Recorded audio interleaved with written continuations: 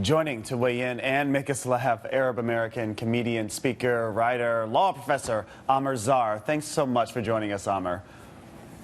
My pleasure. Good morning. So, what is the appropriate role for comedy and satire in moments like this? Well, I mean, I think our job is to point out the absurdity of not only what's going on in the world, but especially as Arab American or Muslim Americans, comedians or speakers, we point out the absurdity of the stuff that's happening to us. And the stuff that's not just now, but been going on for years. So I think our job is to point out hypocrisy, absurdity, and kind of show how we're all much more commonly related than we think. And is that a weight that Muslim or Arab American comedians must bear alone? I mean, we just showed clips from John Oliver, Larry Wilmore. As a community across religion, across race, what is the role of simply the comic in American life or in global life in terms of making sense of senseless acts?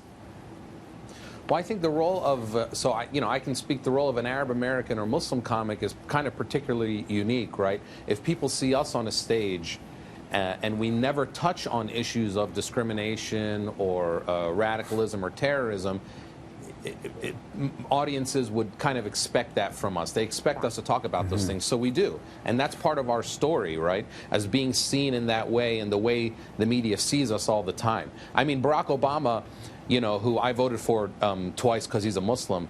Anyway, so Barack Obama, who spent the last 7 years denying that he's a Muslim, and he's supposed to be the progressive liberal. And you know, we live in a world where people have to deny that they're Muslim instead of saying, you know, I'm not a Muslim, but so what if I were? Right. And when he was running in 2008 and John McCain had that town hall meeting and a woman walks up and says, I can't trust Obama because he's an Arab, and McCain grabs a microphone from her and says, no, he's a decent family man.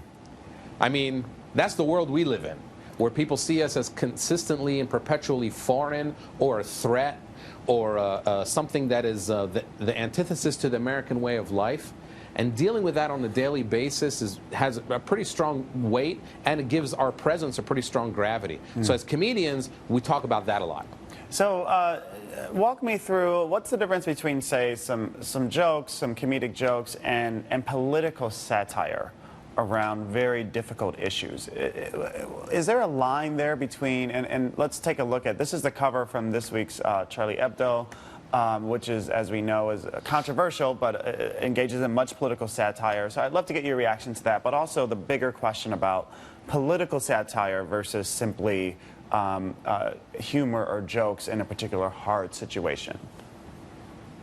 Well, obviously, when you're dealing with sensitive issues, whether it's religion or politics, you need to, I think the job of the comedian is heightened, right? So you need to be even more artistic in the way that you talk about these things, because our first job is to be funny. You know, if you can make somebody laugh, they listen to you. So being funny is the first job. And if you can touch on these issues while being funny, then you've achieved something really, really special. Sometimes I think things like Charlie Hebdo, they can be funny, but sometimes they're just being provocative, and provocative is not funny. Provocative is not the same thing as satire.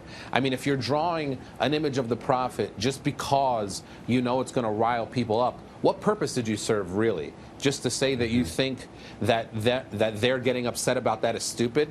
Okay, fine, but what did you prove? Did you make anybody laugh? Did you make anybody think? And so as comedians, I think that's what we try to do mostly.